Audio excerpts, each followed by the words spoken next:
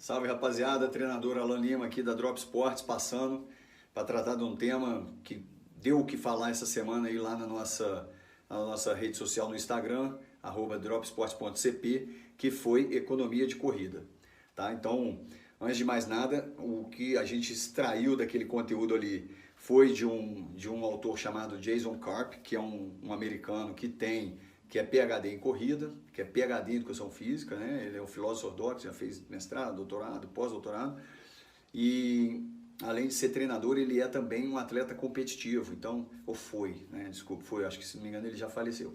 Ele escreveu 3 artigos mesmo, né? Não artigos científicos, foram temas que ele desenvolveu sobre limiar de lactato, VO2 e esse último sobre economia de corrida, que a gente extraiu algumas coisas interessantes que a gente achou e lançou lá no nosso Instagram.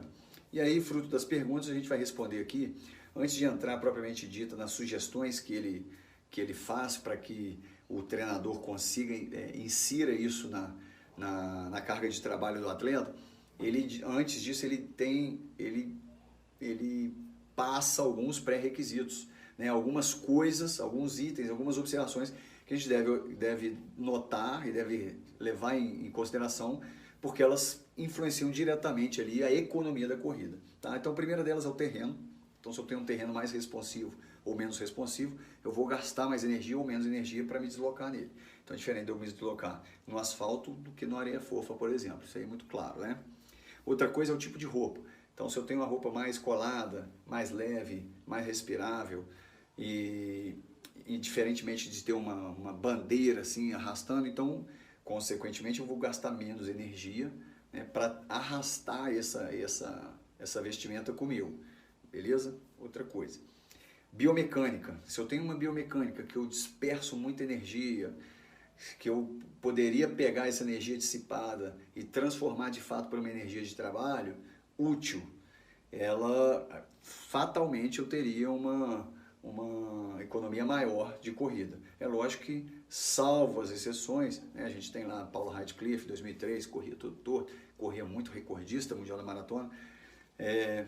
Esses outliers assim a gente deve considerar, lógico, não é uma regra, é só uma questão a ser observada, tá?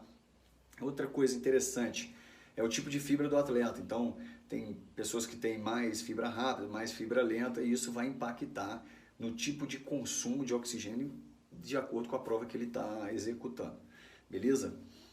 Um fator interessante que ele elenca, que é altamente influenciável, olha só que bacana, é a massa que a pessoa tem nas pernas exclusivamente.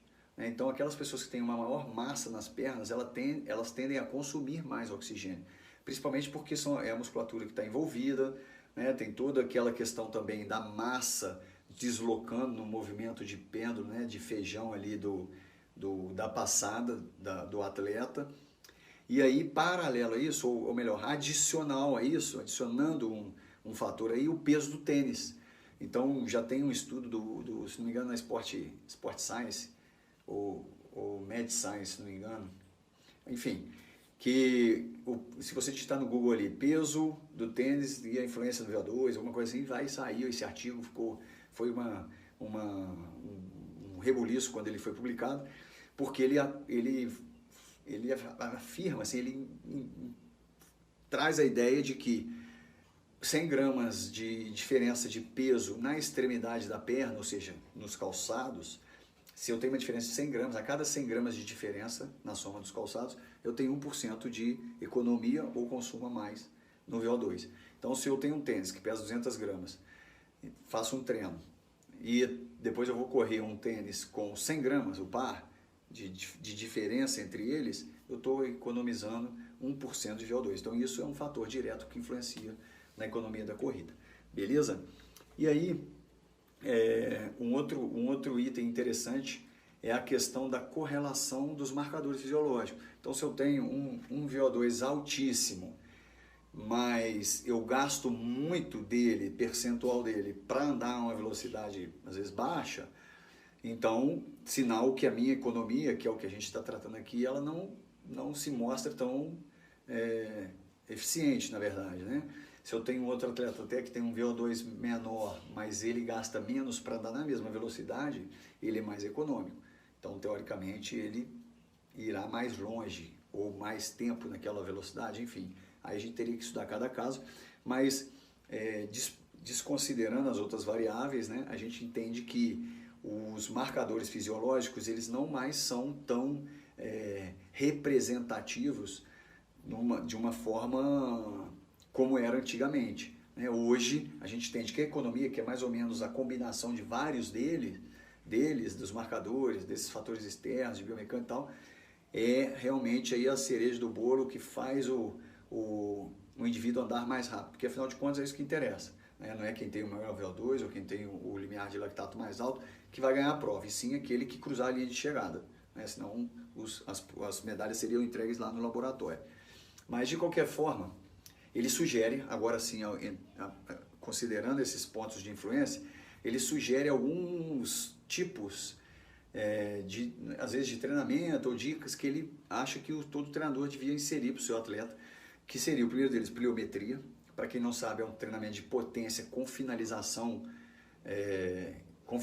máxima, ou seja, é um pulo em cima da cadeira, impulsão empurrar uma bola até o final, tudo isso para que todo movimento eu consiga executar de forma contínua e com força e velocidade, porque a passada nada mais é do que um movimento pliométrico, um salto, um mini salto, tá? Então ele dá essa dica aí pra gente, beleza? Outra coisa interessante, a gente fica econômico na velocidade que a gente mais treina, só que também não dá para andar, por exemplo, um ultramaratonista que vai lá bater o recorde agora, se não me engano, 4 e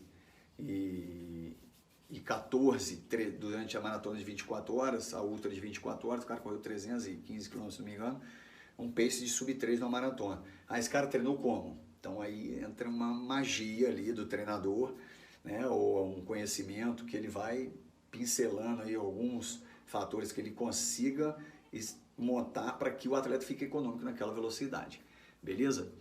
O treino de força, ele cita que é importantíssimo, lembrando que lá no conceito que a gente tem do segundo grau, né, força é igual a massa vezes aceleração, ou se eu tenho uma aceleração mais lenta, eu treino muito mais a minha força. Não é à toa que a gente faz um gesto mais lento quando eu quero desenvolver uma valência de força. Eu coloco bastante carga, pouca repetição, até porque o atleta ele não conseguiria realizar um movimento mais do que aquele que a gente prevê fruto do percentual da sua carga máxima, né? Então, é um trabalho de força específico. E aí existem outros trabalhos de força, por exemplo, subida em duna, corrida em duna, correr com paraquedas, arrastando trenó, por aí vai, né? Tem tantos treinamentos de força que a gente pode fazer específicos, mas também os dentro da sala de musculação, dentro de uma sala de pilates, do estúdio de pilates, etc. Uma coisa interessante que ele coloca é que, em média, ele percebeu que os atletas que andam bem, os atletas de endurance, que andam bem, que andam na cabeça, seja amador, profissional, eles rodam em média aí 70 milhas por semana. Isso dá uma média de 115 milhas, 115 quilômetros por semana. É lógico que o cara não corre isso o tempo todo, tal, impossível, né? Em algum momento ele vai machucar, mas há uma variância, uma órbita em torno dessa distância em que os atletas de elite rodam mais ou menos nesse volume. Então é interessante, porque há muita gente que fala, não, o volume é coisa do passado, está ultrapassado, né? E aí a gente começa a pescar que todos os grandes atletas hoje, eles treinaram muito na infância, né? Eles têm uma bagagem enorme, é difícil você achar um cara que nunca fez nada, vai treinar pouquinho agora e vai ser campeão de alguma coisa, né? Até entra naquele livro, não sei se vocês já leram também, o Outliers, que fala das 10 mil horas e tal, mas aí é uma outra conversa, né? Um outro gancho. Ele fala também, outra coisa que ele sugere, intervalados longos. O que ele chama de intervalados longos? Intervalados de 4 a 6 minutos de execução. Se a gente pegar isso também na literatura, a gente observa que para a gente trabalhar o nosso VO2, a gente tem que estar justamente nesse intervalo, né? Entre 1,30 e 6 minutos, com a velocidade supralimiar 2, com intervalos recuperativos, até você não sustentar mais o ritmo, né? Aquele treino vomitivo que você faz, que o negócio fica muito ruim, mas que de qualquer forma é uma sugestão que ele indica, tá bom?